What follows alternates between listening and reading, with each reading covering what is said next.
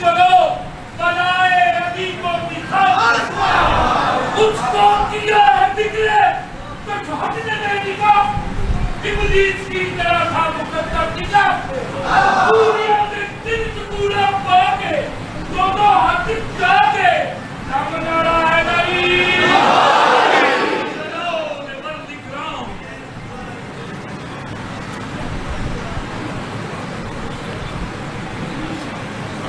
فاتحة. بسم الله الرحمن الرحيم. الحمد لله رب العالمين الرحمن الرحيم مالك يوم الدين إياك نعبد وإياك نستعين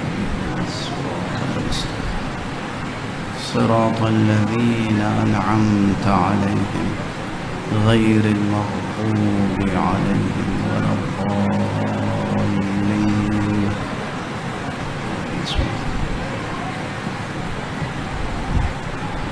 حضرات التماس ہے کہ ایک مرتبہ سورہ حمد اور 3 مرتبہ سورہ اخلاص کی تلاوت فرما کے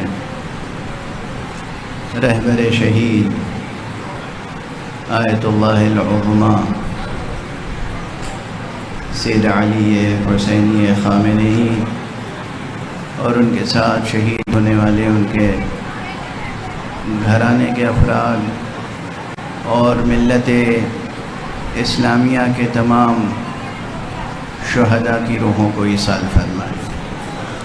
بسم اللہ الرحمن الرحیم. ایاک نعبد اهدنا الصراط المستقيم أنعمت عليهم غير المغضوب.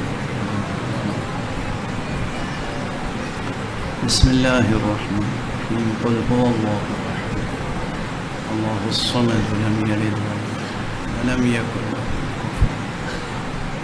بسم الله الرحمن الرحيم. قل هو الله أحد الله الصمد ولم يكن له كفوا. بسم الله الرحمن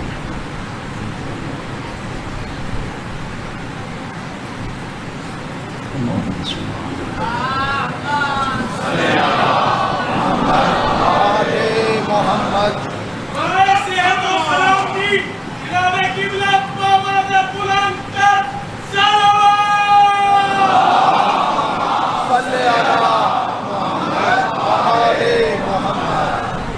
مجھے اندازہ ہے وقت کافی گزر چکا ہے، لیکن میں ایک بار پھر درخواست کروں گا کہ 1 مرتبہ سورہ حمد اور 3 مرتبہ سورہ اخلاص یعنی سورہ توحید سورہ قل هو اللہ کی تلاوت فرما کے مرحوم و مغفور علامہ آیت اللہ شیخ محسن علی نجفی، مرحوم و مغفور حجت الاسلام والمسلمین مولانا سید امیر حسین حسنی صاحب، جن کا ابھی حال ہی میں انتقال ہوا اور انہی کے ارشاد پر یہ فقیر یہاں حاضر ہوا ہے، اور مرحوم مہر غلام محمد وینس، مرحوم مہر محمد بخش وینس، مائی نور مولانا قاری غلام عباس صغرا مائی اور جملہ مؤمنین و مؤمنات مرحومین کی روحوں کو ایصال فرمائے. بسم اللہ الرحمن الرحیم. الحمد للہ رب العالمین الرحمن الرحیم اهدنا الصراط المستقيم غير المغضوب عليهم ولا الضالين. بسم الله الرحمن الرحيم. قل هو الله الصمد ولم يكن له كفوا أحد. بسم الله الرحمن الرحيم. الله الصمد لم يلد ولم يكن له كفوا أحد. بسم الله الرحمن الرحيم. قل هو الله الصمد ولم يكن له. اللهم صل على اللہ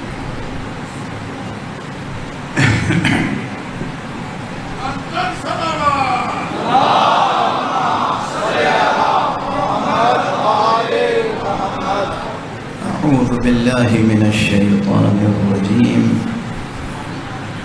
بسم الله الرحمن الرحيم. الحمد لله رب العالمين، والصلاة والسلام على أشرف الخلائق أجمعين، سيدنا وسيد الأولين والآخرين، حبيبنا وحبيب إله العالمين، إمام المرسلين وخاتم النبيين، شفيع المذنبين ورحمة للعالمين، أبي القاسم المصطفى محمد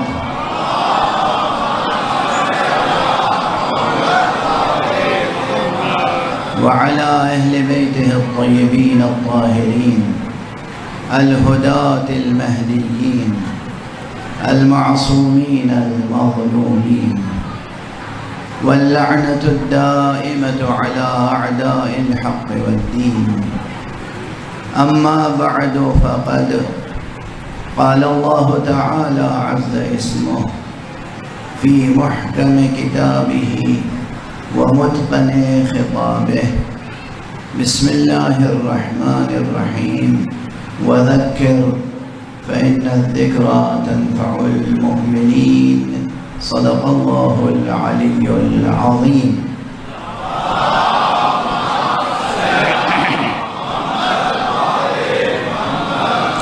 ایک اور بلندر صلوات ارشاد فرمائیں.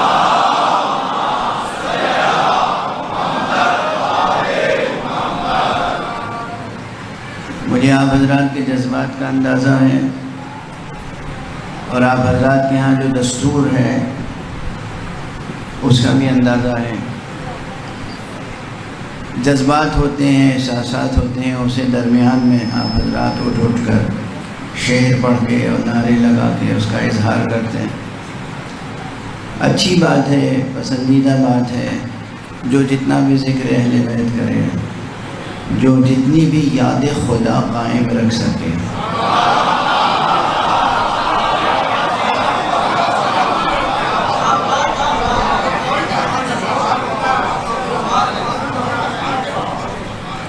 جو جتنی بھی یاد خدا قائم رکھ سکے، اچھی بات ہے، بڑی بات ہے. میں قدردانی کرتا ہوں.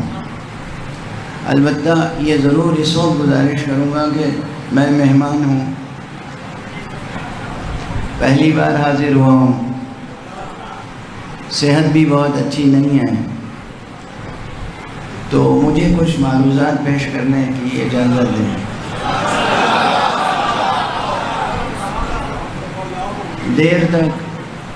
دیر تک گفتگو جاری نہیں رکھ سکوں گا، لیکن کچھ مطالب ایسے ہیں جن کی طرف توجہ دلانا چاہوں گا.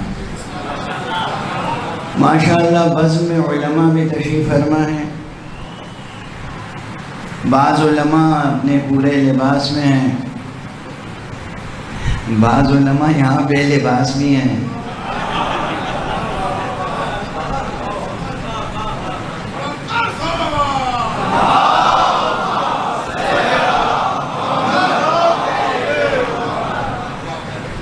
تعارف ہوا، دل خوش ہوا.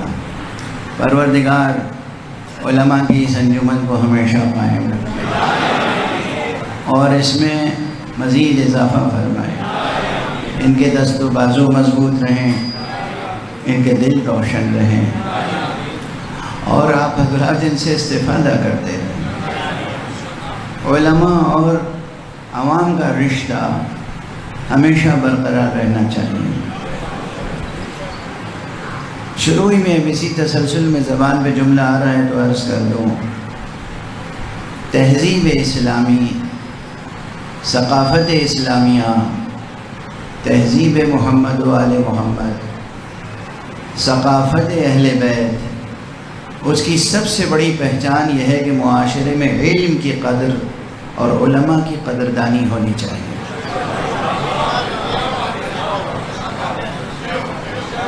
سب سے بڑی پہچان یہ ہے کہ علم کی قدر اور علماء کی قدردانی ہونی چاہیے۔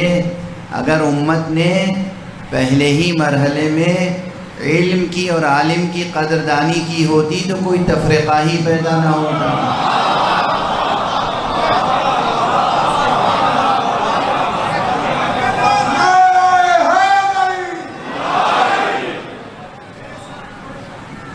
علم کی قدر اور عالم کی قدردانی سکھانے ہی کے لیے تو سرکار رسالت مآب نے فرمایا تھا نا، انا مدینۃ العلم وعلی بابها، میں ہوں شہر علم، شہر علم، شہر علم، میں ہوں شہر علم، علی اس کا دروازہ ہے۔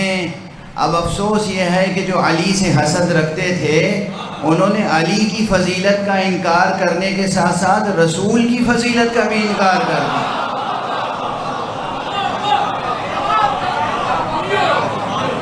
کیونکہ پہلے تو رسول کی فضیلت ہے نا، انا مدینۃ العلم، میں ہوں شہر علم۔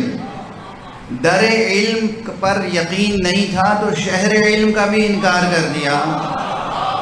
کیا محرومی سی محرومی ہے، کیا محرومی سی محرومی ہے، کیا شقاوت سی شقاوت ہے، اسے سعادت نہیں کہتے ہیں۔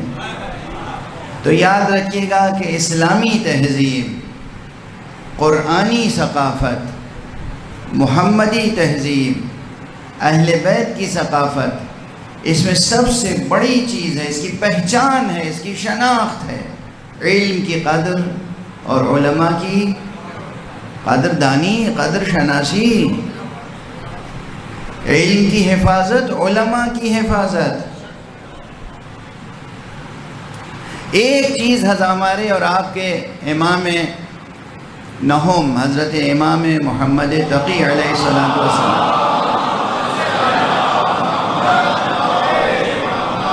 نے ارشاد فرمائی ہے، اور وہ یہ ہے کہ جاہل اگر اپنا منہ بند رکھے تو کبھی تفرقہ نہ ہو۔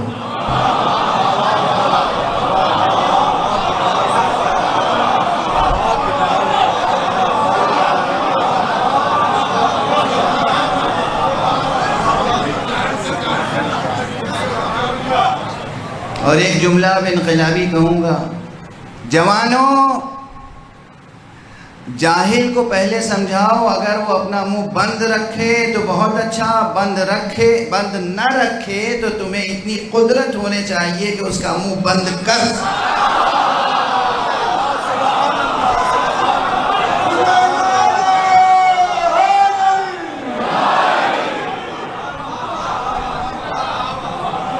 جاہل کو اگر بولتے رہنے دو گے تو کبھی سکون نہیں ملے گا، کبھی چین نہیں ملے گا، نہ دنیا کی عافیت نہ آخرت کی عافیت۔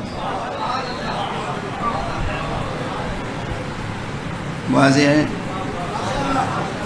قرآن مجید کی صاف و صریح آیت ہے۔ اولاً تو قرآن مجید میں شروع سے آخر تک کتنی مرتبہ علم اور تعلم اور تعلیم اور تعقل اور تفقہ اور تفکر اس کی دعوت دی گئی، نہیں۔ قرآن مجید کی پہلی وحی کیا ہے؟ اقرا۔ پہلی ہی وحی میں وہ جو 5 آیتیں ہیں اس میں قلم کا بھی تذکرہ ہے، علم کا بھی تذکرہ ہے نا۔ اب یہ بھی ایک ملت اسلامیہ اور امت اسلامیہ کی ایک کمزوری ہے، میں کہوں گا بدقسمتی ہے، کہ جس رسول پر پہلی وحی میں قلم کا بھی تذکرہ ہے، پڑھنے کا بھی تذکرہ ہے، اسی رسول کے بارے میں یہ بحث کرتے ہیں کہ وہ خود لکھنا پڑھنا جانتے تھے کہ نہیں جانتے تھے۔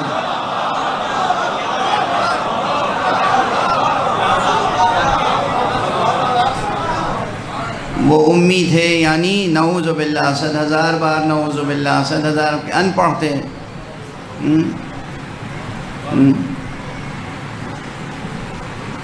جس نبی پر پہلی ہی وحی میں پڑھنے اور لکھنے اور قلم کا تذکرہ ہو اور علم کا تذکرہ ہو، اس کے بارے میں سوچنا چاہیے کہ اگر کہیں قرآن میں لفظ امی آیا ہے تو کس معنی میں آیا ہے؟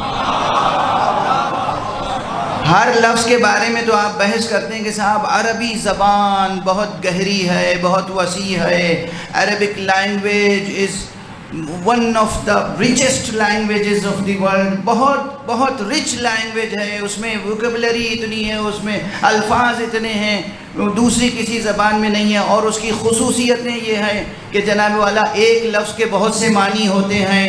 اچھا، اکثر الفاظ میں ایک لفظ کے بہت سے معنی ہوتے ہیں اور امی کے بس ایک ہی معنی ہوتے ہیں۔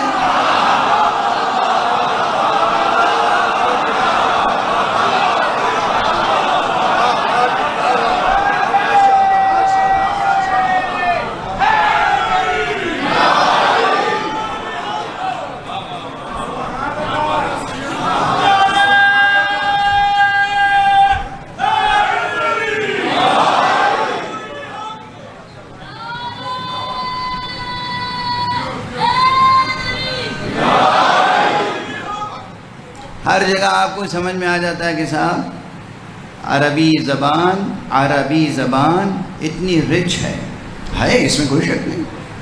لفظ صلاۃ، معلوم ہے لفظ صلاۃ کے کتنے معنی ہیں؟ خود قرآن مجید میں لفظ صلاۃ کے متعدد معنی ہیں۔ علماء تشریف فرمائیں،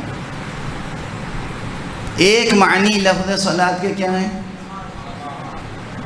مطلق صلاۃ، نماز۔ ایک معنی کیا ہے؟ خاص، یہ 5 وقت کی نماز۔ تیسرے معنی کیا ہے؟ خاص روز جمعہ کی نماز۔ الگ الگ معنی ہے نہیں ہے؟ نماز جمعہ کے لیے لفظ صلاۃ آیا، 5 وقت کی نمازوں کے لیے لفظ صلاۃ آیا، مطلق دعا کے لیے لفظ صلاۃ آیا، نماز میت کے لیے لفظ صلاۃ آیا۔ یہ نماز میت کیا واقعی نماز ہے؟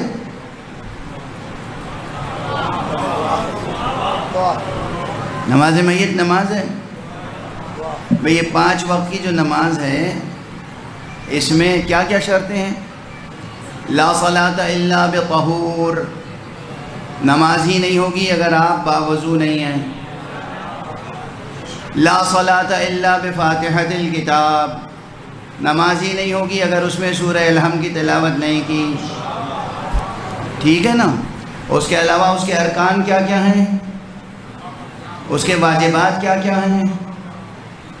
قیام، رکوع، سجود، مگر بغیر رکوع کے نماز ہو سکتی ہے، بغیر سجدے کے نماز ہو سکتی ہے، ہر رکعت میں 2 سجدے ہیں، واضح ہیں؟ اچھا، ان میں سے کوئی ایک چیز بھی تو نماز جنازہ میں نہیں ہے،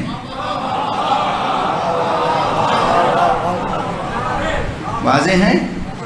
تو 2 حقیقتیں ہوئی نا الگ الگ، ایک ماہیت یا ایک حقیقت نہیں ہوئی، علمی زبان بھی میں نے استعمال کر لی، ایک ماہیت مجعولہ تو نہیں ہے یہاں پر۔ صلاۃ صبح مثلا 2 رکعت، وہ ایک الگ ماہیت ہے نا، اور ایک صلاۃ میت الگ ماہیت ہے، دونوں میں کوئی چیز مشترک نہیں ہے الا الدعاء، دعا مشترک ہے، ٹھیک ہے نا؟ اسے بھی آپ نے صلاۃ کہا، اسے بھی آپ نے صلاۃ کہا۔ تو خود قرآن مجید میں صلاۃ کے کتنے معنی ہیں؟ میں نے سب نہیں گنائے ہیں ابھی، چند۔ تو صلاۃ ہو یا زکوٰۃ ہو، زکوٰۃ کے بھی 1 سے زیادہ معنی ہیں، لفظ حج اس کے 1 سے زیادہ معنی ہیں، ٹھیک ہے نا؟ واضح ہے؟ لفظ مولا،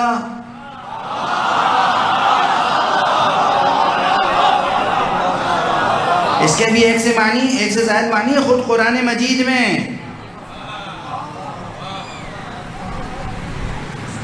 برداشت کر لینا جملہ میں کہہ رہا ہوں، علماء سے آیت پوچھنا میں نہیں بتاؤں گا، برداشت کر لینا۔ قرآن مجید میں جہنم کو بھی مولا کہا گیا ہے۔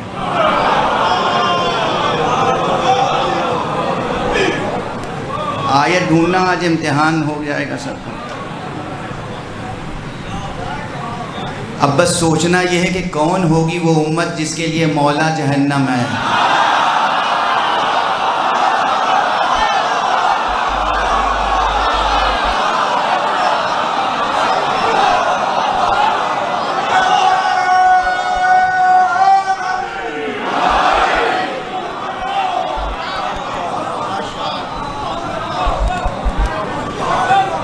سوچا تھا کبھی ایک لفظ کے کتنے معنی ہوتے ہیں؟ جو علی کو مولا نہ مانے اس کے لیے مولا جہنم.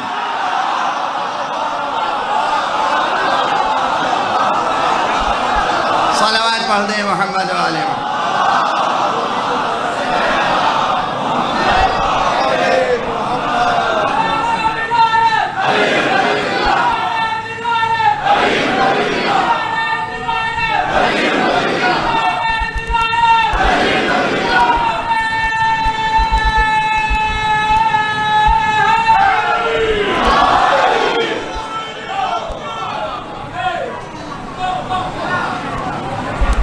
آؤ کرو اختلاف معنی ہے مولا میں، ہم تمہیں وہاں پہنچا دیں گے جہاں کے تم مستحق ہو.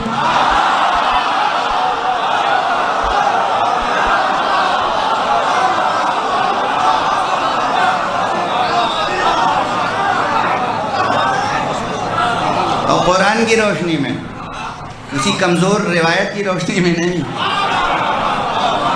کسی حدیث کی روشنی میں نہیں، قرآن کی روشنی میں، قرآن کی آیتوں کے سہارے سے. تو بات تو صرف، یہ تو مثالیں دے رہا ہوں میں، بات تو صرف یہ ہو رہی تھی کہ قرآن مجید میں عربی زبان میں ایک لفظ کے ایک سے زیادہ معنی ہیں، اور اس میں عجیب و غریب خصوصیت ہے. میں اس لیے بھی یہ سب چیزیں بیان کرتا ہوں کہ جوانوں میں عربی زبان سیکھنے کا شوق پیدا ہو. یہ قرآن کی زبان ہے، یہ پیغمبر اسلام کی زبان ہے، یہ اہل بیت اطہار کی زبان ہے، یہ اسلام کی ایک زبان ہے، اور یہ اہل بہشت کی زبان ہے.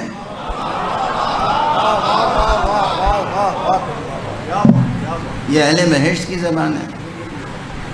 عربی زبان صرف ناظرہ قرآن پڑھنا سیکھنا کافی نہیں ہے، اگرچہ وہ بھی پڑھنا ایک فضیلت ہے، اتنا بھی سیکھ لینا آپ کے لیے شرف کی بات ہے کہ آپ آنکھوں سے دیکھ کے قرآن مجید پڑھ سکیں، ٹھیک ہے نا. لیکن زبان سیکھیں تاکہ اس کے مفاہیم کو سمجھیں. دیکھو ایک بات عرض کروں، عربی زبان اگر ہماری امت سیکھ لے نا تو اس کے بہت سے فائدے ہیں، دنیاوی بھی آخرت کے بھی.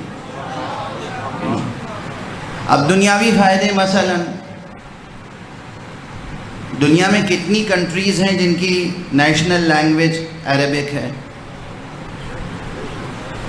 میرا خیال ہے 30-32 یا اس سے بھی زیادہ کنٹریز ہیں جن کی national language, official language Arabic ہے. اب اگر آپ نے عربک لینگویج سیکھ لی، اس میں لکھنا، پڑھنا، بولنا، سمجھنا، خط لکھنا، درخواست لکھنا، جواب دینا، اگر آپ نے یہ سب سیکھ لیا تو آپ کے لیے جاب کے کتنے سیکٹرز کھل جائیں گے.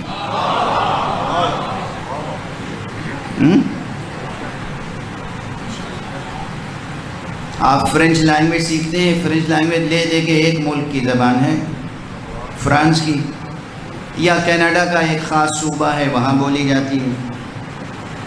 جرمن لینگویج سیکھیں گے، علمی زبان ہے، علم و حکمت کی زبان ہے، مگر ایک ملک کی زبان ہے، ٹھیک ہے نا. عربی زبان 30-32 سے زائد ملکوں کی زبان ہے، تو یہ تو دنیا کا رخ ہے. اور میں کہوں کہ عربی زبان سیکھو گے کہ دنیا میں بھی کام آئے گی، آخرت میں بھی کام آئے گی. لیکن ایک فائدہ اور بتا دوں، لطف آئے گا. اگر ملت اسلامیہ کا ہر جوان، ہر مرد و عورت عربی زبان سیکھ لے تو درباری، سرکاری، بازاری، جعلی مولوی کبھی اسے گمراہ نہیں کر سکتے.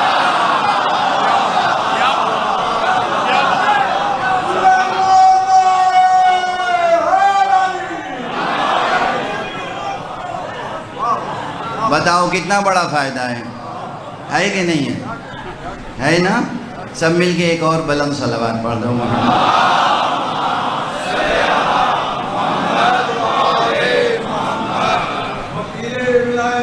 اسلام سرکار علامہ پیر الغمی صاحب کی مومن مومنات کی بانیان کی صحت و سلامتی کے لیے بلند در صلوات۔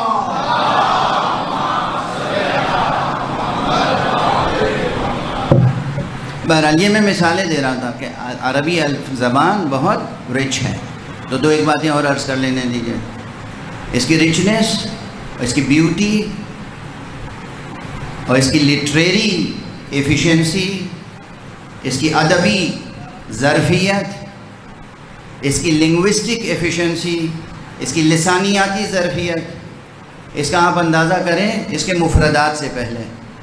مفردات، ایک ایک کلمہ، کہ ایک ایک کلمے کے معانی ماشاءاللہ 70 اور کبھی اس سے بھی زیادہ ہوتے ہیں، اور عموماً ہر لفظ کے ایک سے زیادہ تو ہوتے ہی ہیں، کسی کے 2 معنی، 4 معنی، 10 معنی، 18 معنی، 20 معنی ہوتے ہی ہوتے ہیں۔ کہیں کہیں اس کے کسی ایک حرف پر مشتمل جو کلمہ ہوتا ہے، حرف جیسے بے، قرآن کہاں سے شروع ہوتا ہے؟ بے سے شروع ہوتا ہے نا۔ اس ایک حرف جر، حرف با کے 14 معنی ہیں۔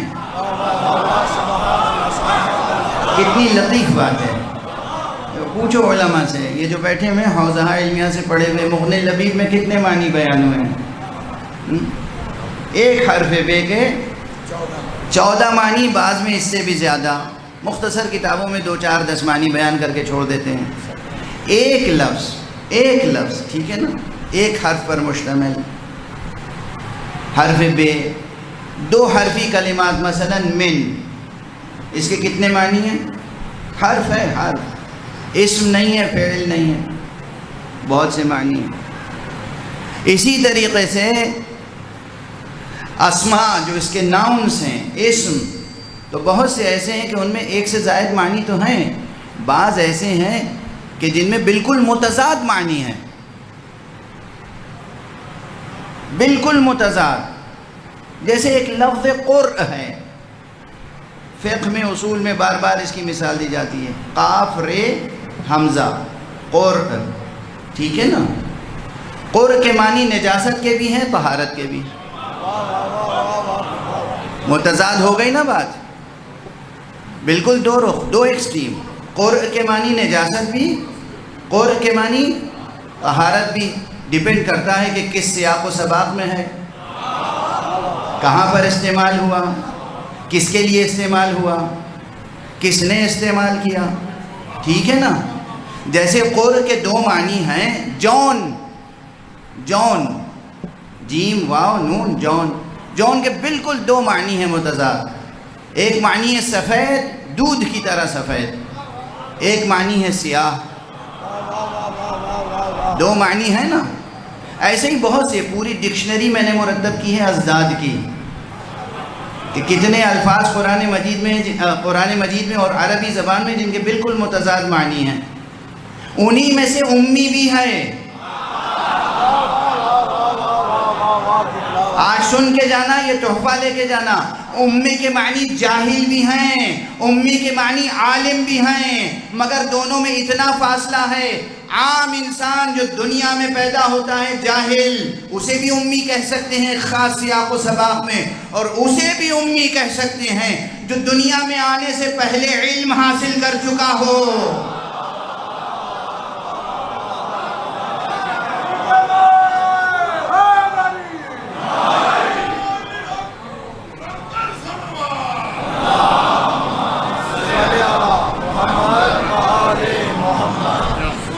اور عالم کی عالم ہی تصدیق کر سکتا ہے، جاہل تو نہیں۔ اتنی بات تو سامنے ہے، ٹھیک ہے، سامنے کی ہے۔ کوئی شخص کبھی اسکول نہ گیا ہو، مکتب نہ گیا ہو، اس نے ایک حرف نہ پڑھا ہو، نہ لکھا ہو، اس کے سامنے کوئی بہت بڑا عالم، فاضل، علامہ، علم کا سمندر، بحر العلوم، کوہ علم، کچھ بھی، آسمان علم آ کے بیٹھ جائے، وہ جاہل اس کی تصدیق تو نہیں کر سکتا۔ اس لیے عالم اس وقت رہے گا خاموش، کچھ بھی ہو جائے عالم خاموش رہے گا، ٹھیک ہے نا۔ اور جب کوئی دوسرا عالم موجود ہو اور پھر کوئی عالم آئے تو تصدیق کا موقع ہوگا، اسی لیے مصطفیٰ صلی اللہ علیہ وآلہ وسلم خاموش رہے جب علی آئے آغوش میں تلاوت ہوئی تو عالم نے عالم کی تصدیق کر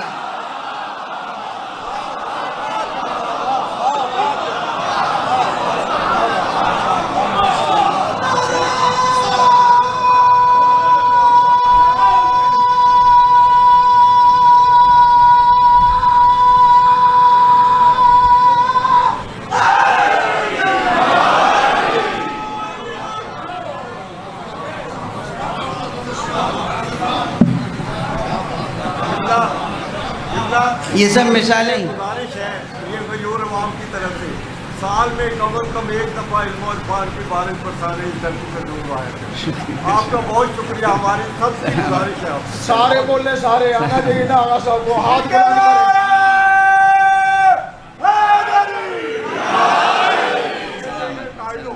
سلامت رہیں سلامت رہیں۔ بہرحال سلسلہ ابھی تو صرف تمہیدی گفتگو ہے، مجلس شروع نہیں کی ہے میں نے۔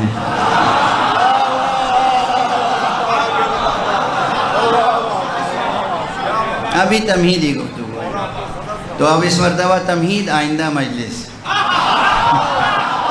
انشاءاللہ انشاءاللہ۔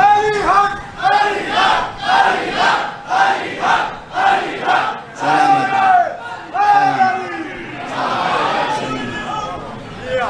سلامت رہیں، خوش رہیں، پروردگار آپ کے جذبات کو قبول فرمائے، احساسات کو قبول فرمائے۔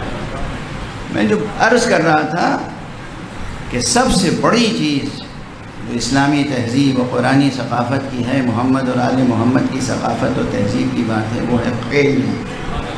علم کی قدردانی و عالم کی قدردانی۔ جاہل خاموش ہے۔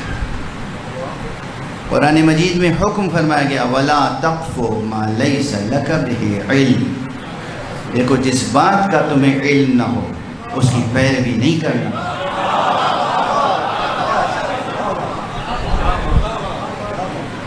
اچھا یہ ایک اتنا بڑا اصل ہے، اصل اصول علم و عمل۔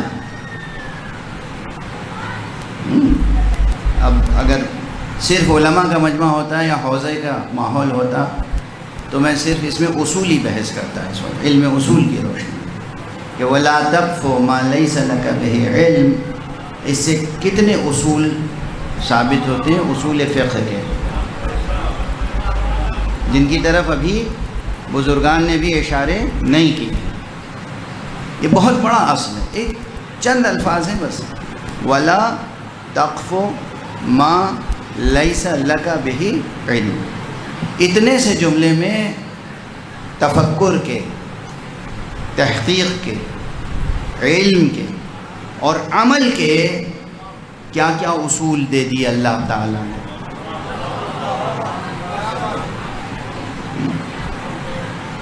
اگر تمہیں کسی بات کا علم نہ ہو تو اس کی پیروی نہ کرنا۔ اب علم کہاں سے حاصل ہوتا ہے؟ دین کے دائرے میں، یا اللہ کہے یا رسول۔ جس کے بارے میں اللہ کہہ دے اور رسول کہہ دے وہ علم حاصل ہو جائے گا، جس کے بارے میں اللہ اور رسول نہ کہے اس کے بارے میں علم حاصل نہیں ہوگا۔ ہمیں علم حاصل ہے علی کے بارے میں، ہم ان کی پیروی کرتے ہیں، کسی اور کے بارے میں علم حاصل نہیں ہے تو پیروی کیسے کریں؟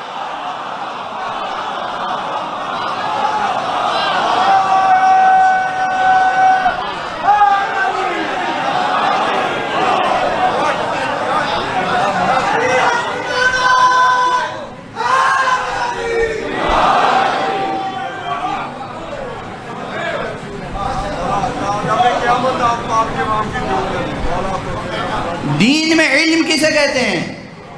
سائنس کو۔ جو سائنسداں حضرات ہیں وہ ہماری اس ادبی لطیف سے خوش ہوں گے، ناخوش نہ ہوں گے۔ سائنس علم کا خواب ہے، علم نہیں ہے۔ یعنی کیا؟ یعنی کیا؟ توہین نہیں کر رہا، قدردان ہوں میں سائنس کا۔ ایک زمانے میں خود سائنس کا طالب علم رہ چکا ہوں، سائنس کا بھی طالب علم رہ چکا ہوں، اور بہت محنت کرتا تھا۔ فزکس کی بایولوجی کی موٹی موٹی کتابیں سب زبانی یاد کر لی تھیں ہم نے. اور آج بھی مجھے پیشن ہے سائنس کے مطالعے کا، شوق ہے، ذوق ہے. سائنس کی نئی جو کتابیں آتی رہتی ہیں پڑھنے کی کوشش کرتا ہوں. لیکن آپ بتائیے، سائنس میں جستجو، کنجکاوی، تحقیق کا رجحان ہے، شوق ہے، عمل ہے، لیکن کسی بھی نقطے پہ جا کے آپ کہہ سکتے ہیں سائنس کا سفر ختم ہو گیا؟ نہیں نا. یعنی آپ کو معلوم ہے علم اس کے آگے بھی ہو سکتا ہے. ٹھیک ہے، یہ جہاں تک ہم پہنچے ہیں یہ تو پہنچے ہیں، لیکن علم اس کے آگے بھی ہو سکتا ہے. اس کے معنی کیا ہے کہ علم کا خواب ہے سائنس، علم نہیں ہے سائنس. علم کی طلب کی کوشش ہے سائنس، علم کی جستجو ہے سائنس، علم کی جستجو ہے سائنس، علم کی طلب کا نام ہے سائنس. سائنس علم کے درجہ بلند تک پہنچی نہیں ہے، ابھی راستوں میں ہے. لیکن وحی آسمانی جو آتی ہے وہ ہے علم.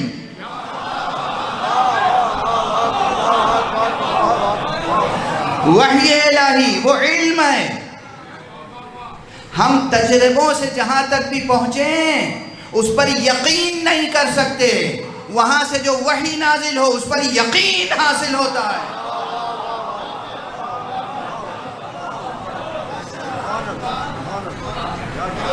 ارے دنیا، سائنس کی دنیا، فزکس کی دنیا کتنی نازا ہیں آئنسٹائن پر.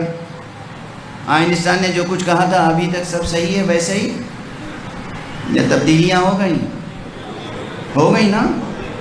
وہ علم تھا کہ یہ علم ہے.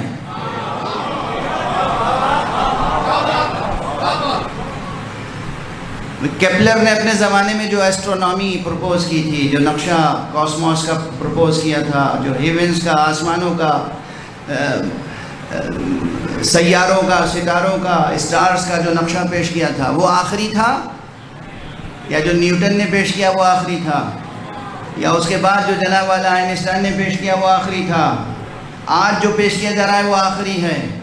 نہیں نا. کیوں نہیں؟ ایک بات اور عرض کروں، یہی آسمان کل دیکھا تھا تو جو ستارے نہیں نظر آئے تھے، آج دیکھا تو وہ نظر آ گئے.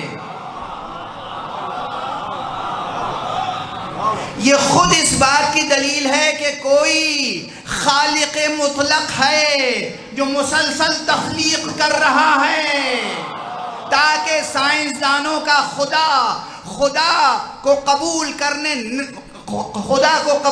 نہ کرنے والے، خدا کا انکار کرنے والے سائنسدانوں کا غرور ٹوٹتا رہے.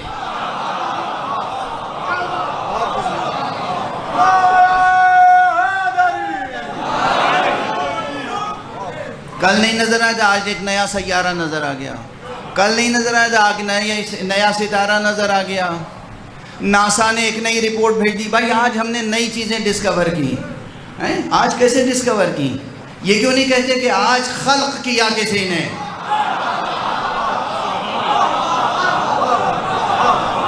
تم وہ ہزاروں برس پرانی، لاکھوں برس پرانی کریشن کی تھیوری لیے بیٹھے ہو، ہم روزانہ کریشن اپنی آنکھوں سے دیکھ رہے ہیں. خدا جزائے خیر دے علامہ اقبال کو، جنہوں نے فرمایا تھا، کیا فرمایا تھا یاد ہے یا نہیں آپ حضرات کو؟ یہ کائنات ابھی نا تمام ہے شاید، کیا رہی ہے دما دم صدائے کن فیکون. صلوات پڑھ دیں محمد و آل محمد.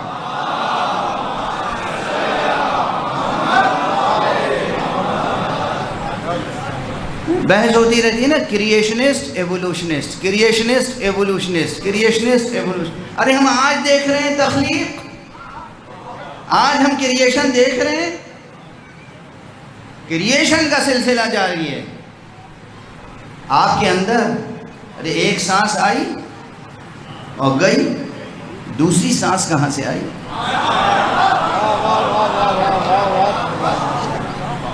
مسلسل کریشن کا سلسلہ جاری ہے. وہ یہود ہیں نادان جو کہتے ہیں ید اللہ مغلولہ، اللہ کے ہاتھ بندھے ہوئے ہیں. کہہ دیجئے نہیں، بل یداہ مبسوطتان، اس کے ہاتھ کھلے ہوئے ہیں، یعنی اس کی قدرت کے کرشمے جاری و ساری ہیں، اس کی تخلیق کا عمل جاری و ساری ہے، افاضے کا عمل جاری و ساری ہے۔ خدا کے ہاں سے مسلسل سبیلیں ہیں جو جاری ہیں، سبیلیں ہیں جو اتر رہی ہیں، مگر اس نقطے کو وہی سمجھتے ہیں جو سبیلوں سے فائدہ اٹھاتے ہیں۔ صلوات پڑھ دیں محمد والے۔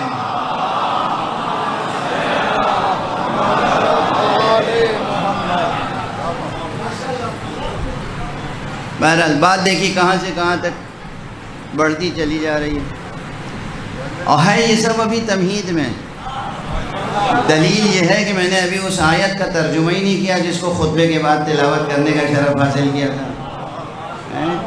مگر گھبرائیے گا نہیں، میں دیر تک زحمت نہیں دوں گا۔ عرض یہ کرنا تھا کہ آپ کے دین میں، مذہب میں، مسلک میں، تہذیب محمد و آل محمد میں، تہذیب اسلام میں جو حضرات بھی سماعت فرما رہے ہیں، جس مسلک سے بھی تعلق رکھتے ہیں، وہ یاد رکھیں سب سے بڑی چیز ہے علم کی قدردانی اور عالم کی قدر شناسی۔ اگر روز اول امت نے علم کے در کو چھوڑا نہ ہوتا تو یہ امت در بدر نہ پھٹکتی۔ اب ہمارے معاشرے میں یہ بات ہو گئی ہے، کھل کے کہنے دیجئے، کوئی شاعر، کوئی ذاکر، کوئی دانشور، کوئی سینہ دانش کا ناصور، کوئی کہیں سے اٹھ جاتا ہے جی میں تو یہ سمجھاؤں عقیدہ یہ ہے۔ اچھا یہ 1400 برس سے جو مومنین تھے یہ باطل عقیدے پہ تھے؟ آج آپ پہ وحی نازل ہوئی، آج وحی نازل ہوئی، یہ کون سا رویہ ہے؟ کون سا رویہ ہے؟ اپنی عقل کا احترام کریں، دوسروں سے پہلے اپنے آپ کا احترام کریں، اپنی ذات کا احترام کریں۔ دوسرے پڑھے لکھے سمجھدار لوگ آپ کا مذاق نہ اڑائیں، آپ کو دیوانہ نہ کہیں، آپ کو جاہل نہ کہیں۔ آپ اپنا تو احترام کریں، پہلے اپنی عقل کا احترام کریں، اپنا احترام کریں، وہ بات کہیں جو ثابت ہے، جذبات کو قابو میں رکھیں، یہی ریاضت نفس ہے۔ آپ عارف کیسے بنیں گے، سالک کیسے بنیں گے؟ بے راہ چل کے سالک بنیں گے؟ سالک تو کہتے ہیں راستے پر چلنے والے کو، سالک کسے کہتے ہیں؟ سالک کہتے ہیں راستے پر چلنے والے کو۔ سالک اللہ، سیر و سلوک اللہ، اللہ کی طرف جانے کا سفر راستے پر ہوتا ہے، راستے سے ہٹ کے نہیں ہوتا۔ راستہ علم دکھاتا ہے، شاعری نہیں دکھاتی۔ آپ اچھے شاعر ہوں گے، سراغوں پر آپ کا ہنر ہے، آپ اچھے شاعر ہوں گے، مگر آپ رہبر نہیں ہو سکتے، آپ معاشرے کو گائیڈ نہیں کر سکتے۔ آپ اپنے شاعرانہ تصورات سے علماء، مجتہدین، فقہا، ولی فقیہ کو ریجیکٹ نہیں کر سکتے۔ اپنی حد میں رہیں، اپنے حدود پہچانیں۔ علم کی سب سے پہلی شرط یہ ہے کہ اپنی حد کو پہچانیں۔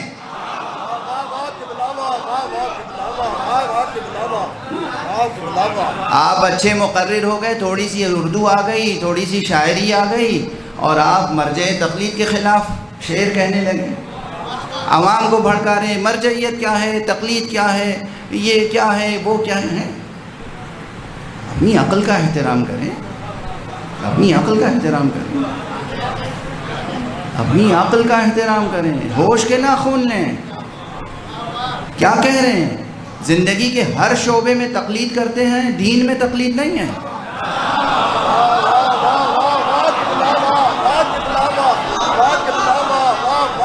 آپ بتا دیجئے زندگی کا کون سا شعبہ ہے جس میں آپ تقلید نہیں کرتے؟ اور تقلید کی ڈیفینیشن کیا ہے؟ کیا ہے تقلید کی ڈیفینیشن؟ کسی ماہر اور کسی جانکار کی رائے لے کے اس پر عمل کرنا. ٹھیک ہے نا؟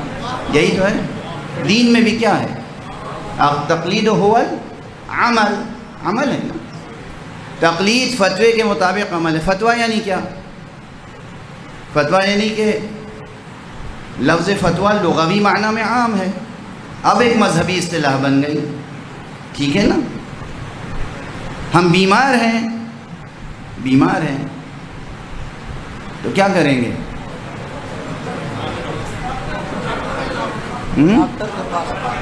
ڈاکٹر کے پاس جائیں گے. کیوں؟ اور ڈاکٹر کون ہوتا ہے؟ میرا علاج کرنے والا.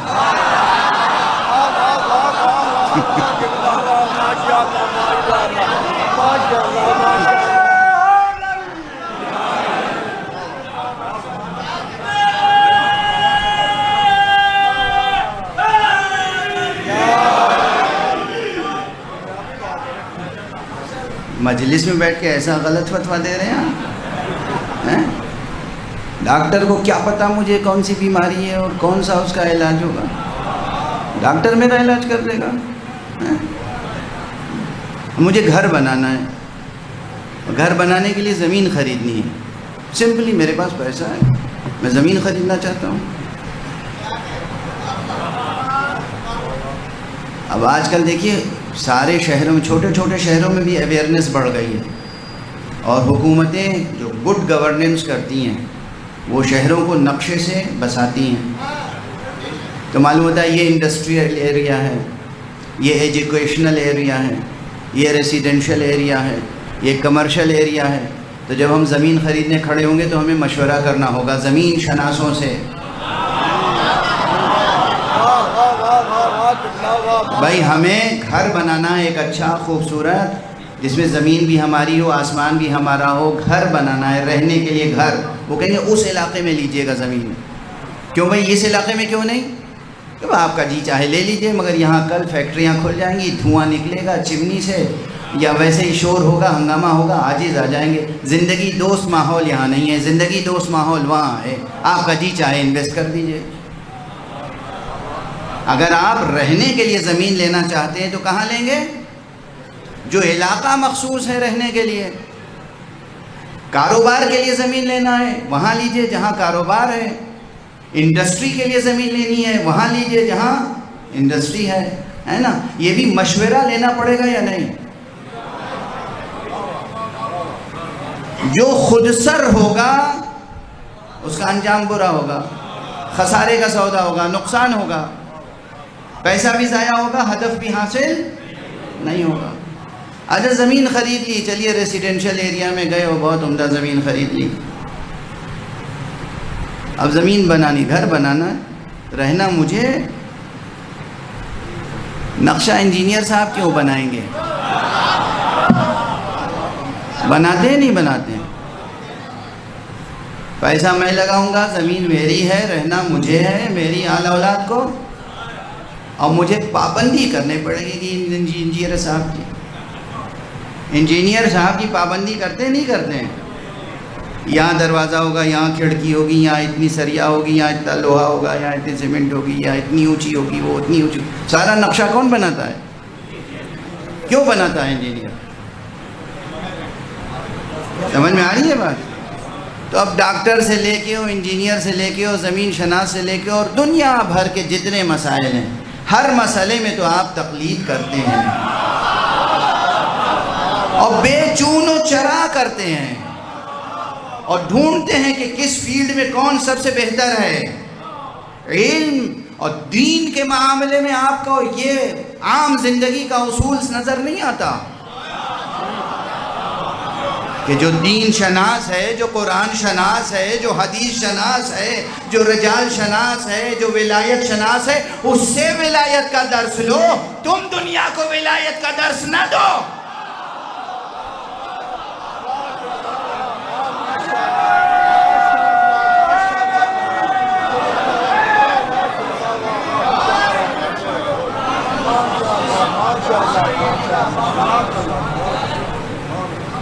دیکھو تو صحیح کون ولایت شناس ہے کون نہیں ہے. وہ لوگ جو واقعا یعنی افسوس ہوتا ہے، میں دست ادب جوڑ کر میں کچھ اور پڑھنا چاہتا تھا مگر اس طرف آ گئی بات، اس لیے کہ یہ جو آیت میں نے پڑھی ہے اس آیت کا ترجمہ کیا ہے؟ بسم اللہ الرحمن الرحیم وذکر فإن الذکرى تنفع المؤمنین، یاد دہانی کراتے رہیں اس لیے کہ یاد دہانی مومنین کو فائدہ پہنچاتی ہے۔ تو یہ بھی ایک یاد دہانی ہے۔ کس بات کی یاد دہانی؟ میرے بھائی تم عقل رکھتے ہو، یاد رکھنا، میرے بھائی تم خود عقل رکھتے ہو، یہ یاد رکھنا، بھول نہ جانا کہ تمہارے پاس عقل بھی ہے، اسے استعمال کر لینا۔ اپنی عقل کا احترام کرو، اپنی عقل کا احترام کرو، اپنی شخصیت کا احترام کرو، دیوانگی کی باتیں نہ کرو، جہالت کی باتیں نہ کرو۔ جس چیز کا علم نہیں ہے اس چیز میں خاموش رہو، جس کے پاس وہ علم ہے اس سے علم حاصل کرو اور عمل کرو۔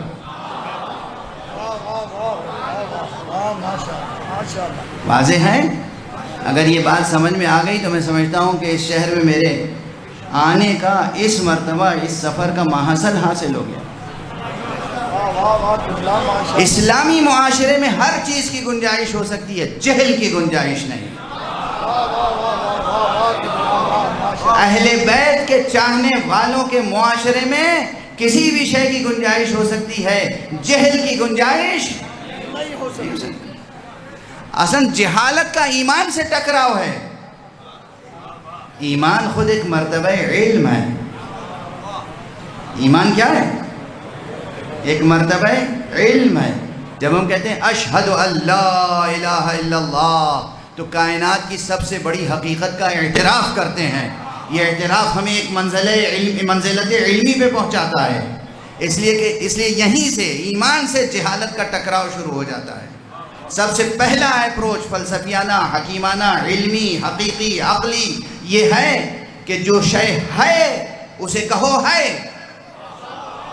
جو شے نہیں ہے اسے کہو نہیں ہے، جو شے نہیں ہے اسے کہنا کہ ہے جہالت، جو شے ہے اسے کہنا نہیں ہے جہالت۔ خدا ہے اس لیے خدا کو مانو، نہ مانو گے تو جہالت۔ محمد نبی ہیں انہیں نبی مانو گے تو علم و ایمان، انکار کرو گے تو جہالت۔ علی امام اور ولی ہیں انہیں مانو گے تو ایمان اور علم ورنہ جہالت۔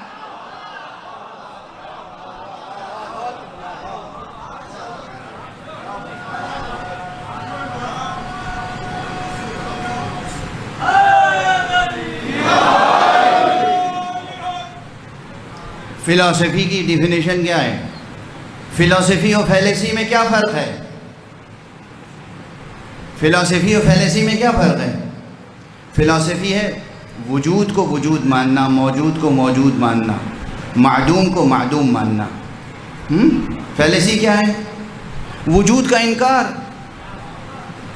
وہ جو حضرت غالب کہے گئے ہیں، ہر چند کہیں کہ ہے نہیں ہے۔ شاعری ہے بھائی، وہ شاعری ہے، شاعری ہے۔ ہر چند کہیں کہ ہے نہیں ہے، یہ شاعری ہے، یہ سائنس نہیں ہے، فلسفی نہیں ہے، حکمت نہیں ہے، علم نہیں ہے۔ اور اگر وہ کچھ ہے بھی اس کا مفہوم تو اس کا ایک اخلاقی مفہوم ہے، اس کا ایک متصوفانہ مفہوم ہے۔ اسے فلسفی، کانکریٹ فلسفی، کور آف دا فلسفی سمجھنا جہالت ہے۔ سمجھ میں آ رہی ہے بات؟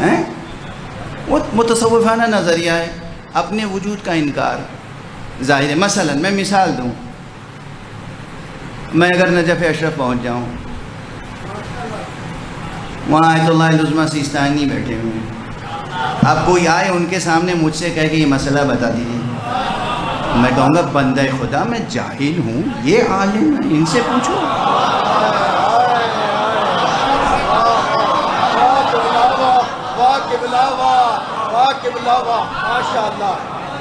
یہ بیٹھا ہے یہاں پہ کوہ علم بحر العلوم، یہ شخص ہے، اس سے پوچھو، اس کے رہتے ہوئے مجھ سے واضح ہوئی بات؟ اچھا یہ میرا اعتراف کہ میں جاہل ہوں یہ سچا تو نہیں ہے؟ میں جاہل تو نہیں ہوں؟ ہاں میں جاہل تو نہیں ہوں. میں یہ نہیں کہہ رہا ہوں میں عالم ہوں مگر میں جاہل تو نہیں. وہاں جو میں نے کہا میں جاہل ہوں یہ عالم ہے وہ وہاں اس ماحول میں حقیقت ہے.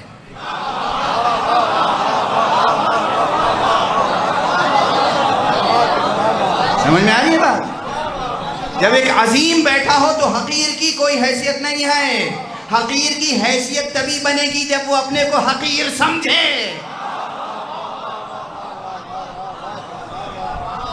یہی مسئلہ تصوف میں ہے. اصل وجود اللہ ہے. وجود وہ ہے, موجود وہ ہے.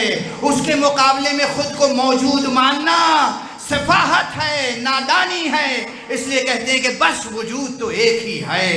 ہر چند کہیں کہ ہے نہیں ہے. اللہ کے علاوہ کچھ نہیں ہے, خدا کے علاوہ کچھ نہیں ہے, واجب الوجود کے علاوہ کچھ نہیں ہے. مگر اس نے خود بنایا ہے تو ہیں تو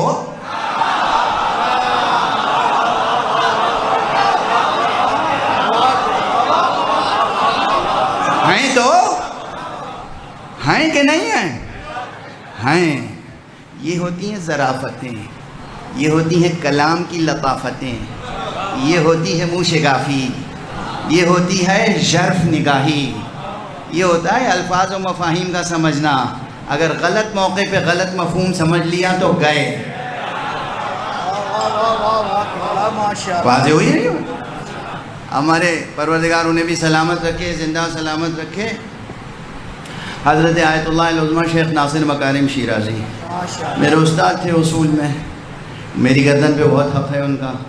ہم لوگ درس میں بیٹھے ہوئے تھے. درس یہی فلسفی اور فیلیسی کی ہو رہی تھی.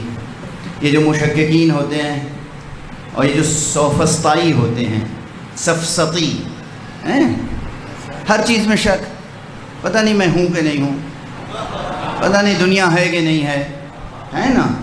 تو ان کا اگر کوئی ایسا مل جائے اسے لے جا کے ایک چوڑی رواں دواں شاہراہ پہ بیچ میں کھڑا کر دینا. تیزی سے گاڑیاں آ رہی ہوں گی, سواریاں, وہ آتی ہوئی تیزی سے سواری دیکھ کے بھاگے گا, جان بچانے. کہنا نہیں کھڑے رہیے, وہ کہے گا گاڑی آ رہی ہے. آپ سوچ رہے ہیں کہ آ رہی ہے ورنہ کچھ نہیں ہے.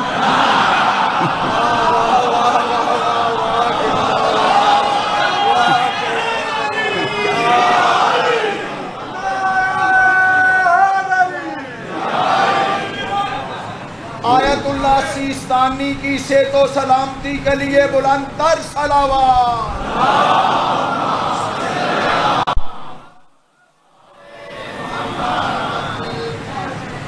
واضح ہو رہی ہے بات؟ سفسطی نہ بنے, فیلیسی میں گرفتار نہ ہو. فلسفی یس, آنٹولوجی یس, اپسٹیمولوجی یس. وجود اس کا ادراک پیدا کریں. علم اور وجود اس کا ادراک پیدا کریں. علم کی حقیقت کیا ہے, وجود کی حقیقت کیا ہے, اور اللہ کی ہستی کا انکار نہ کریں. محمد اور آل محمد کی ہستی کا انکار نہ کریں. علی کی ولایت کا انکار نہ کریں, مگر ولایت شناس سے پوچھیں.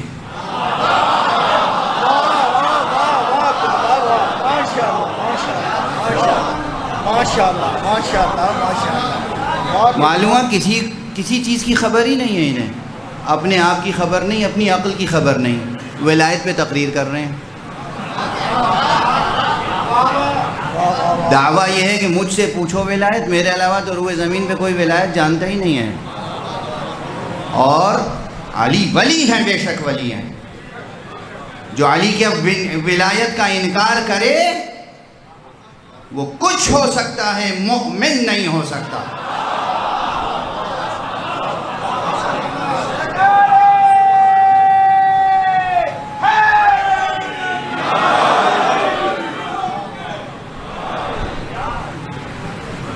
مگر علی کے ولی ہونے کا مطلب کیا ہے کہ علی اللہ ہے. علی کو اللہ کہہ سکتے ہیں, نعوذ باللہ. علی کو رب کہہ سکتے ہیں, نعوذ باللہ. علی کو خالق کہہ سکتے ہیں, نعوذ باللہ. علی کے لیے وہ الفاظ استعمال نہ کریں جو اللہ کے لیے مخصوص ہیں.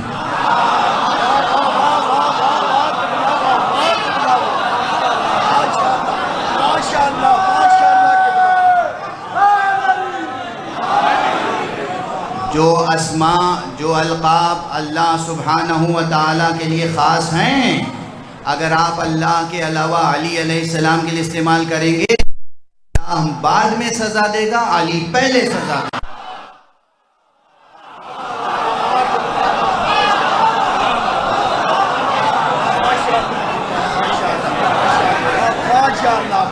حفظ مراتب، حفظ مراتب، حفظ مراتب.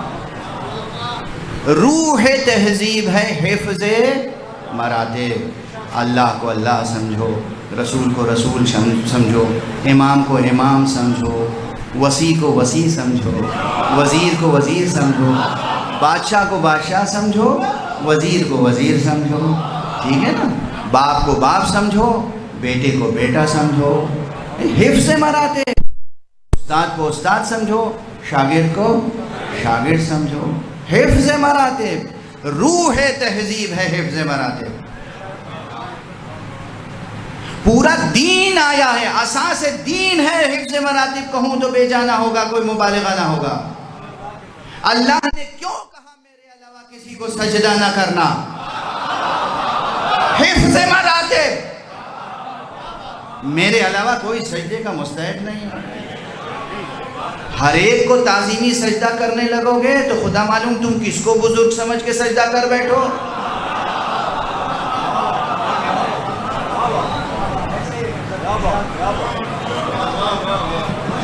سجدہ تعظیمی کا دروازہ کھل جائے تو شرک کا دروازہ کھل جائے گا. میں انہیں بزرگ سمجھتا ہوں، ان کو سجدہ کر لیا. آپ انہیں بزرگ سمجھتے ہیں، ان کو سجدہ کر لیا. وہ انہیں بزرگ سمجھتے ہیں، انہیں سجدہ کر لیا. یہ سجدہ بکھر کے رہ جائے گا. تمہاری پیشانی کا نور ظلمت میں بدل جائے گا.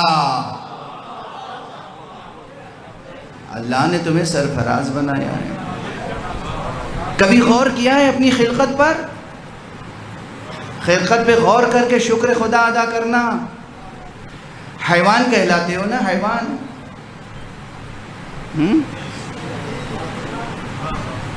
حضرت ارسطو نے جو منطق لکھی ہے، کتاب منطق، لاجک،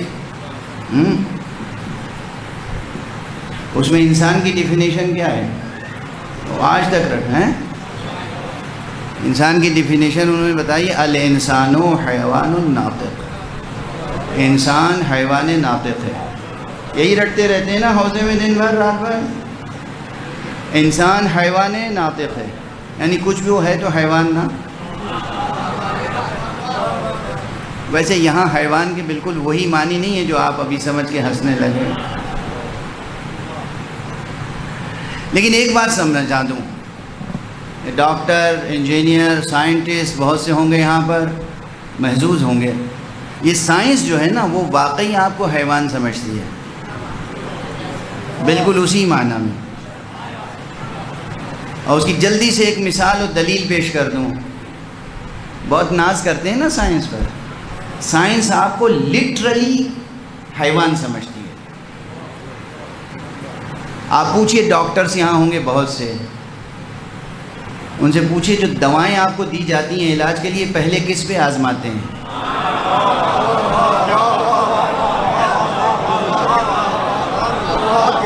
ارے ہم ممبر سے نام نہیں لے سکتے، کیسے کیسے جانوروں پہ آزماتے ہیں. جب ان جانوروں پر وہ دوا آزما لیتے ہیں تو وہی دوا آپ کو دیتے ہیں. اسی دوا سے آپ کو ٹریٹ کرتے ہیں. آپ کو بیہیو تھوڑی کرتے، ٹریٹ کرتے ہیں. بیہیو کرنے میں اور ٹریٹ کرنے میں تھوڑا سا فرق ہے نا. ارے تھوڑا سا نہیں، بہت سا فرق ہے. آپ کا جو ٹریٹمنٹ ہوتا ہے وہ ان دواؤں کے ذریعے سے اور انہی ذریعے سے کہ جو حیوانوں پر، میں حیوانوں کا نام لوں نا تو تقدر ہو جائے گا طبیعت میں، فضا مقدر ہو جائے گی، منہ کا مزہ خراب ہو جائے گا. کیسے کیسے جانوروں پہ دوا آزما کے آپ کو اور ہمیں وہی دوائیں دیتے ہیں. تو سائنس تو لٹرلی ہمیں اور آپ کو حیوان سمجھتی ہے. لیکن وہ منطق میں جو ارسطوئی منطق ہے اور اس کی تعریف ابھی تک ثابت ہے اور چلی آ رہی ہے، وہاں جو کہا گیا الانسان حیوان ناطق، وہاں حیوان سے مراد اینیمل نہیں ہے، بیسٹ نہیں ہے، وہاں حیوان سے مراد ہے کائن حی، وجود زندہ۔ واہ واہ واہ واہ قبلہ، ماشاء اللہ ماشاء اللہ۔ فرق رہے ذہن میں۔ فلسفہ پھر بھی عزت بچا لیتا ہے۔ صلوات پڑھ دیجئے محمد و آل محمد۔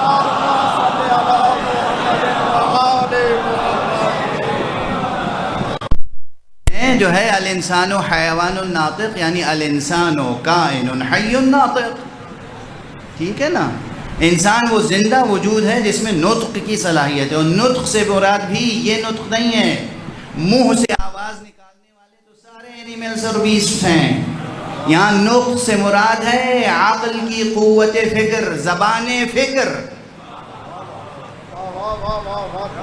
واضح ہیں؟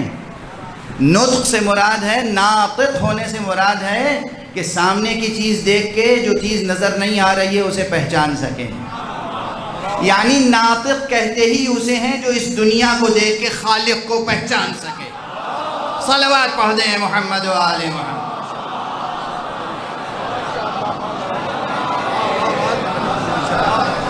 یہ دنیا نظر آ رہی ہے، یہ دنیا نظر آ رہی ہے، نظر کون نہیں آ رہا؟ اس دنیا کا بنانے والا۔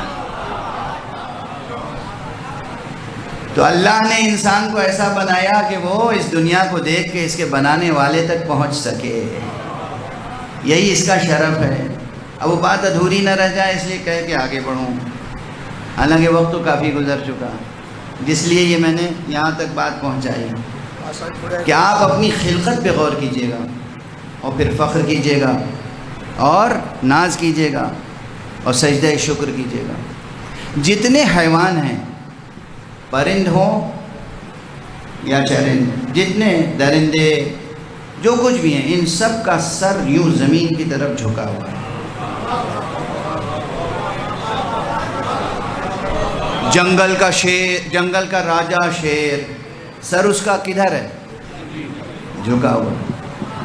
ہاتھی ہو، اونٹ ہو، بڑے بڑے جانور ہو، سب کے منہ زمین کی طرف جھکے ہوئے ہیں۔ آپ کو اللہ نے سر فراز بنایا،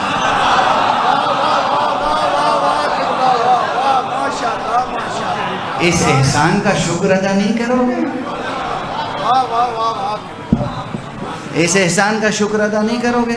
بہت پہلے ایک جملہ کہہ چکا تھا، تعلیمی اور تربیتی لحاظ سے یہاں عرض کر دوں چونکہ پہلی بار آیا ہوں، کہ دیکھو کیسا عظیم ہے پروردگار، اور کیسا پروان چڑھانے والا ہے، کیسا پرورش کرنے والا ہے، کیسا بلندیوں کا راستہ دکھانے والا ہے کہ اس نے ہمارے پاؤں کے نیچے مضبوط زمین رکھ دی کہ اب اس سے زیادہ نیچے نہ گرنا، مگر ہمارے سر کے اوپر بہت اونچا آسمان بنایا، جتنا بلند ہونا چاہو بلند ہوتے چلے جاؤ، کوئی رکاوٹ نہیں ہے۔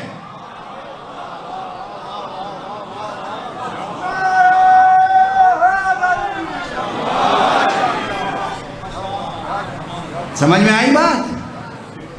اس سے زیادہ گرنے نہیں دیں گے، یہ ہے لطف رب۔ اٹھنا جتنا چاہو اٹھتے چلے جاؤ، اور اسی لیے خود تمہارے اندر نفس وہ عطا کیا جو بلند ہو سکتا ہے، ذہن وہ عطا کیا جو بلندیوں تک سفر کر سکتا ہے، رسول وہ بھیجا جو معراج تک جا سکتا ہے، امام وہ بھیجا جو کہتا تھا ہم تمہارے زمین کے راستوں سے زیادہ آسمان کے راستوں کو جانتے ہیں، پوچھو جو چاہو پوچھو۔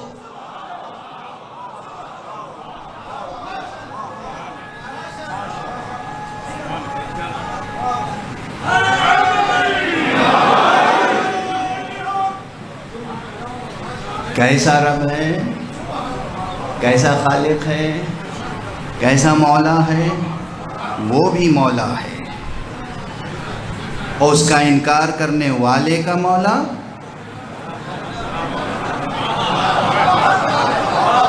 وہ بھی مولا ہے۔ اللہ مولا ہے، اللہ مولا ہے۔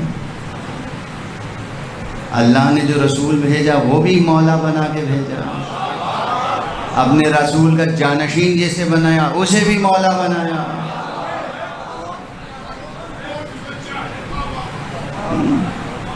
بات کہاں سے کہاں پہنچ گئی. یہ سب یاد دہانی ہے. ذکر وذکر فإن الذکریٰ تنفع المؤمنین. یاد دہانی کرائیے اس لیے کہ یاد دہانی مومنین کو فائدہ پہنچاتی ہے. کس چیز کی یاد دہانی؟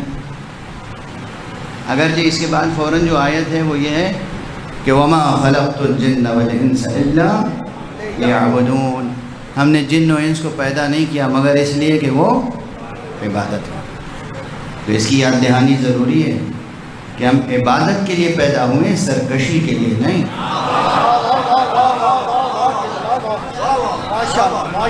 خدا کا انکار کرنا بھی سرکشی ہے، نبی کی بات سے انحراف کرنا بھی سرکشی ہے، خود امام کی بات سے انحراف کرنا سرکشی ہے.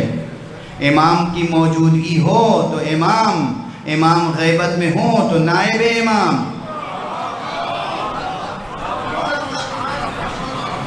اگر کوئی عالم مکتب اہل بیت ہے اور وہ کچھ کہہ رہا ہے تو سر جھکا کے تسلیم کرو. تسلیم نہ کرنا سرکشی ہے. اگر کوئی ولی فقیہ ہے، وہ یوں ہی تو نہیں ولی فقیہ بن گیا ہے.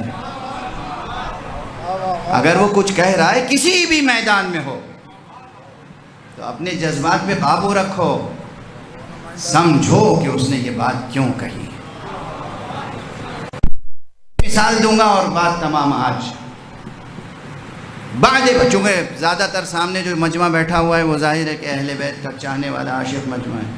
اگرچہ اس میں بہت سے حضرات ہوں گے، میں نہیں پہچانتا سب کو، تمام مسالک کے لوگ ہوں گے، مگر تاریخ اسلام کا ایک ایسا باب ہے کہ جو ہے آپ اس پر پردہ نہیں ڈال سکتے. بعد پیغمبر امت میں کچھ اختلاف ہوا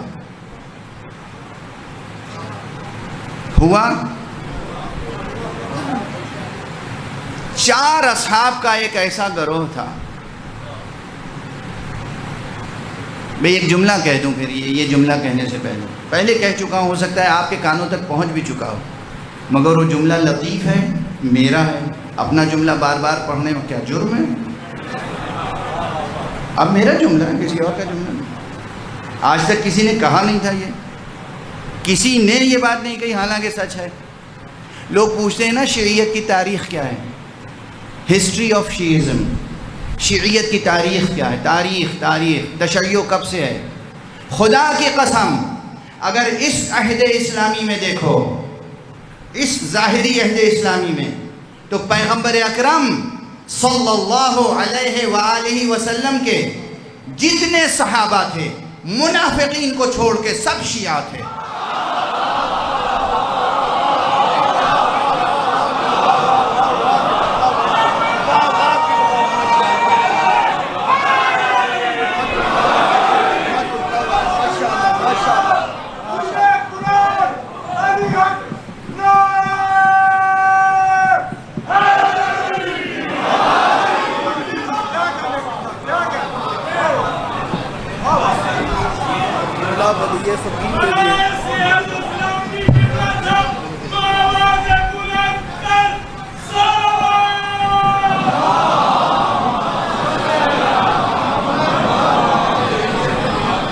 کیوں میں یہ عرض کر رہا ہوں؟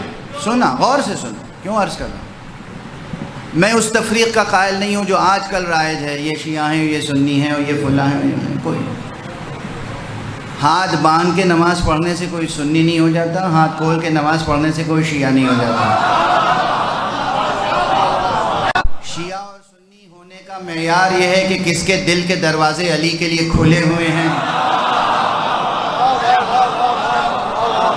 کس کے دل کے دروازے علی کے لیے بند ہیں. تو یہ معیار بالکل سب نظام کو ہلا کے رکھ دیتا ہے. ہو سکتا ہے آپ کسی کو سنی سمجھ رہے ہو، وہ آپ سے زیادہ بہتر شیعہ ہو.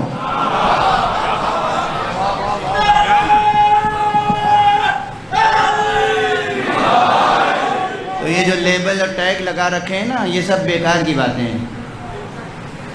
اور یہ اللہ کا لطف و کرم ہے کہ جتنے بھی پاکیزہ لوگ ہیں سب کے دلوں میں اللہ نے علی کی محبت ڈالی ہے. اب جن کے دلوں میں نہیں ہے چھوڑ دیجئے انہیں، وہ اس لائق بھی نہیں ہے کہ آپ ان سے بات کریں. چھوڑ دیجئے. چھوڑ دیجئے.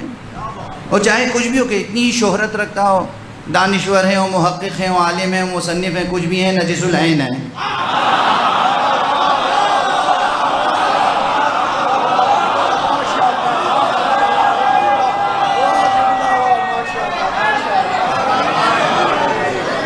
علی سے جو بغض رکھتا ہے نجس العین، علی سے جو بغض رکھتا ہے، علی سے جو بغض رکھتا ہے، علی سے جو بغض رکھتا ہے نجس العین.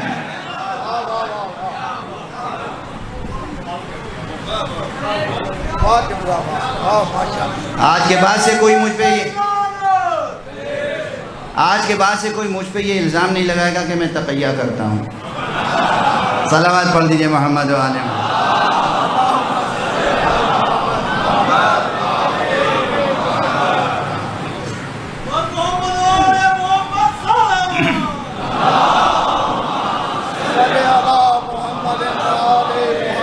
لیکن یقین رکھیے میں جانتا ہوں دیوبندی علماء، بریلوی علماء، سلفی علماء بھی، اہل حدیث، سب سے میرے تعلقات ہیں. میں نے ان سب کو ذکر علی پہ خوش ہوتے دیکھا ہے اور ذکر حسین پہ آنسو بہاتے دیکھا ہے. تو اس لیے یہ سب جو رسمی فرقہ بازی بنا رکھی ہے نا، فرقہ بندی، اس سے ذہن کو پاک کیجئے اور سفر اپنی ذات سے شروع کیجئے. فرقہ وارانہ اور فرقہ پردازانہ فکر اور رویہ نہیں ہونا چاہیے. اس طرح سے سوچنا ہی نہیں چاہیے. اللہ کا وعدہ ہے، قرآن مجید کی آیت ہے، ان الذین آمنوا وعملوا الصالحات سیجعل لهم الرحمن ودا. جو لوگ ایمان لانے والے ہیں اور عمل صالح بجا لانے والے ہیں، اللہ ان کی محبت دلوں میں خلق کرتا ہے. تو یہ تو تمام عالم انسانیت میں علی کی محبت ہے، اللہ کی خلق کی ہوئی ہے. علی سے بڑا، ارے عام آدمی اگر کوئی ایمان لے آئے اور عمل صالح بجا لائے تو اللہ اس کے لیے اس کے ایمان اور عمل صالح کی مناسبت سے دوسروں کے دلوں میں محبت خلق کرتا ہے. وہ جو کل ایمان ہو اور جو عمل صالح کی میزان ہو. علی کون؟ علی کون؟ علی کل ایمان، علی عمل صالح کی میزان. اس کے لیے اللہ کتنی محبت خلق کرے گا دلوں میں، ہم دیکھ رہے ہیں آنکھوں سے. تمام عالم میں آج علی علی علی علی علی علی کی گونج ہے. کل میں نے لاہور کے جلسے میں یہ شعر پڑھا تھا، اس وقت آپ کے سامنے پڑھ دوں. آپ لوگوں نے جو کیٹیگریز بنا رکھی ہیں، تو ایک سنی شاعر کا شعر ہے، اہل سنت والجماعت سے تعلق رکھتے تھے، وہ بہت مشہور شاعر ہیں، ادبی مرتبہ ہے ان کا، ادبی، پرفیکٹ پوئٹ، بالکل مکمل استاد شاعر. بلکہ اپنی ذات میں ایک دبستان تھے، مخمور سعیدی، جو لوگ ادبی ذوق رکھتے ہوں گے جانتے ہوں گے. اس فقیر کے گھر پہ، خود میرے گھر پہ انہوں نے سلام پڑھا تھا اور یہ منقبت پڑھی تھی. اس کے بس 2 شعر سن لیجئے. وہ کہتے ہیں، اہل سنت سے میں نے پہلے ہی بتا دیا، وہ کہتے ہیں کہ نام علی کو کیوں نہ میں روح کی تازگی کہوں، نام علی کو کیوں نہ میں روح کی تازگی کہوں. وادی جاں مہک اٹھے جب میں علی علی.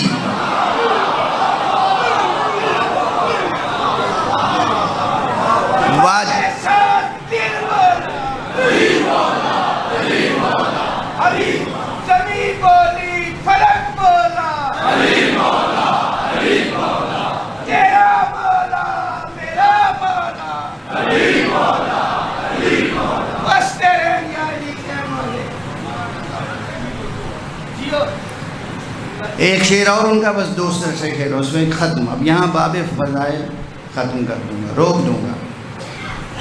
نام علی کو کیوں نہ میں روح کی تازگی کہوں، وادی جاں مہک اٹھے جب میں علی علی کہوں.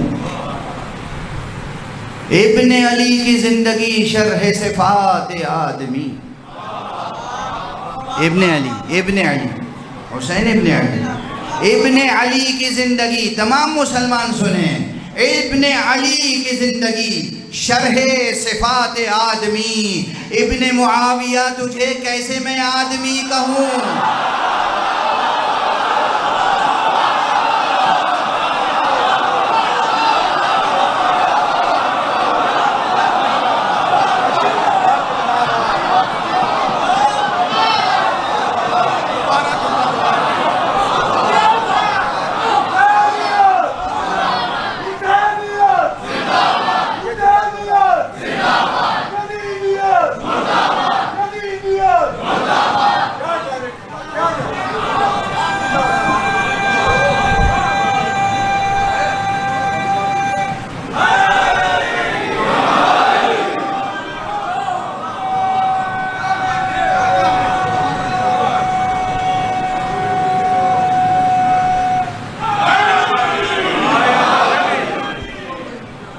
بس بزرگوں، بس بزرگوں، جوانوں، یہ کس کا نام آ گیا؟ ہم اسے آدمی کہہ سکتے ہیں جو اپنے نبی کی اولاد کو قتل کرنے کا حکم دیتا ہے؟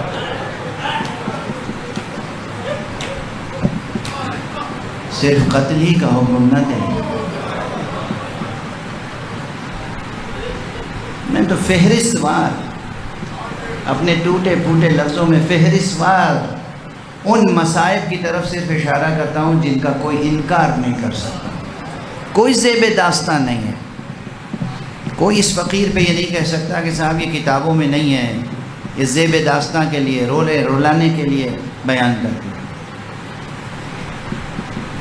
مولا مصطفیٰ کا فرزند جسے مولا مصطفیٰ بہت چاہتے تھے، بہت پیار کرتے تھے، جسے گود میں لے کے ممبر پر بیٹھتے تھے، جس کے لیے کہتے تھے ہذا حسین فعرفو، یہ حسین ہے، اس کی معرفت پیدا کرو۔ اس حسین کو کربلا میں شہید کر دیا، اور شہید بھی کیسے کیا گیا بس سن سکتے ہو؟ بھوکا اور پیاسا شہید کیا گیا۔ آقا کا پیاسا شہید کیا جانا اتنا بڑا عالمیہ ہے،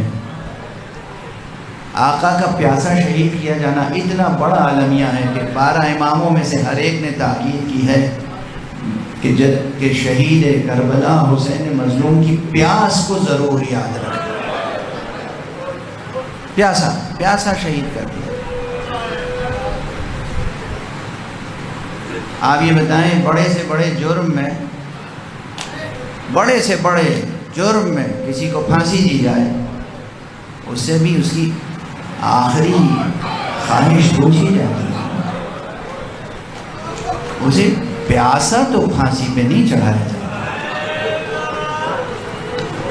پیاسا تو اسے نہیں مارا جاتا۔ مجرم جس کا جرم ثابت ہو۔ حسین تو وہ تھے جن کے خطبے تاریخ میں موجود ہیں، جنہوں نے پوچھا تھا کہ میری دشمنی کیوں کرتے ہو؟ کیا میں نے دین بدل دیا ہے؟ کیا میں نے شریعت بدل دی؟ جواب کیا تھا؟ نہیں، آپ نے نہ دین بدلا نہ شریعت بدلی، بغضا لأبیک، آپ کے بابا کا بغض ہے ہمیں، چونکہ آپ کے بابا نے بدر میں، احد میں، خیبر میں، خندق میں ہمارے ان آبا و اجداد کو قتل کیا تھا جو کافر تھے، مشرک تھے، بت پرست تھے۔ اچھا، بت پرستوں مشرکوں کے ثأر میں حسین کو قتل کر رہے ہو۔ ایک تو مصیبت یہ ہے کہ پیاسا قتل کیا، دوسرا معلوم ہے اب یہ جملہ عربی میں علماء جانتے ہیں، ائمہ نے بار بار کہا ہے، تڑپ تڑپ کے روتے تھے اور فرماتے تھے ذبح الحسین کما یذبح الکبش، ارے حسین کو تو ایسے ذبح کیا گیا جیسے گوسفند کو ذبح کر۔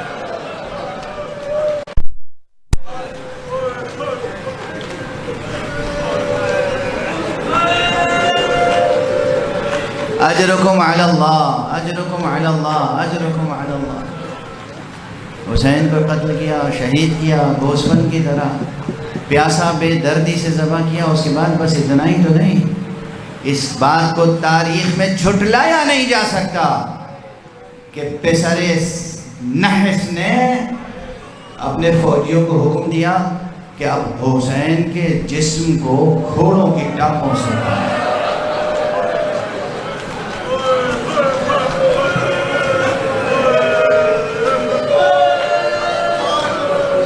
فرزند رسول، فرزند رسول، فرزند زہرا، کلمہ لا الہ الا اللہ کی آبرو حسین کو گھوڑوں کی ٹاپوں سے پامال کیا گیا۔ تاریخ طبری میں بھی یہ فقرہ ہے، اس طرح پامال کیا گیا کہ سینے کی ہڈیاں ٹکڑے ٹکڑے،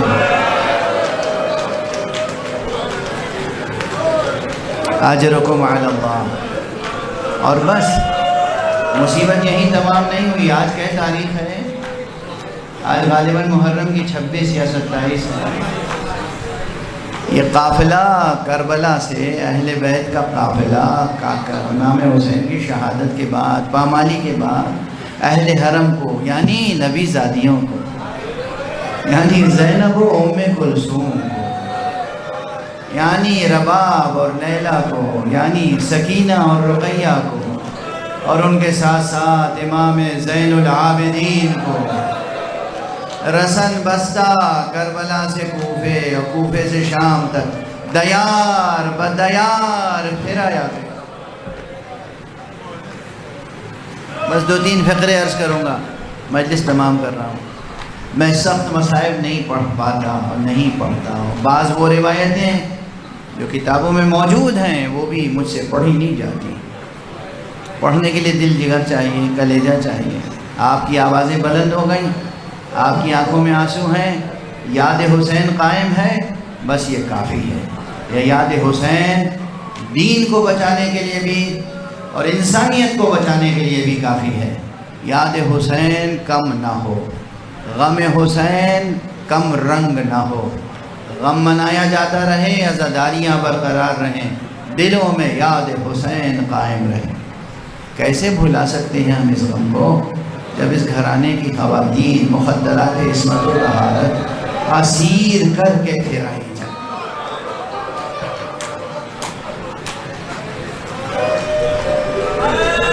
پہلی سفر وہ تاریخ ہے جب یہ اسیروں کا قافلہ شام میں داخل ہوا ہے، اور جب شام میں داخل ہوا تو تاریخوں میں ہے، سب نے لکھی ہیں یہ باتیں۔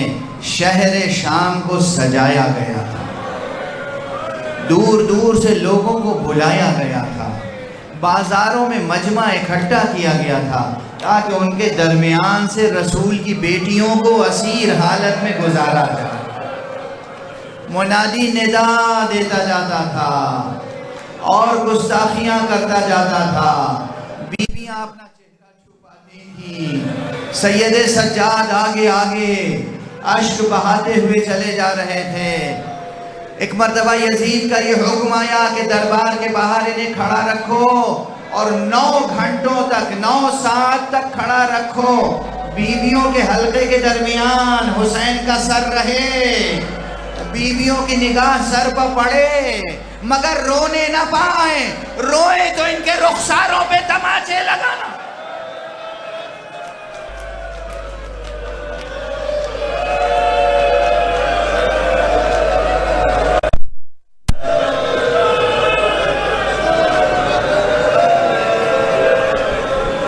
اجرکم علی اللہ، اجرکم علی اللہ، اجرکم علی اللہ۔ پروردگار آپ کو کسی غم میں نہ رلائے سوائے غم حسین کے۔ پروردگار تو نے ہمیں آنکھیں عطا کی ہیں تو انہیں ہمیشہ غم حسین میں اشک بار رکھنا۔ پروردگار ہمیں جو دل دیا ہے اس دل کو ہمیشہ غم حسین سے پرسوز اور پرگداز رکھنا۔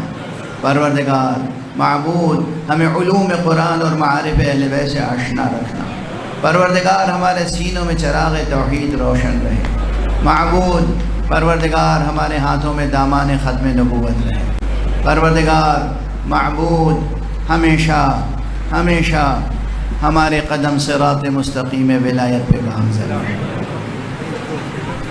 مجھے علم نہیں تھا کہ شبیہ تابوت ہے، پہلے بتانا چاہیے تھا.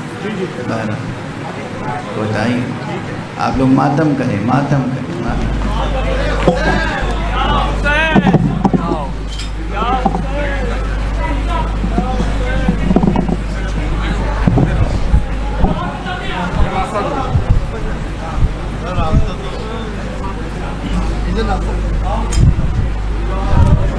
Gracias.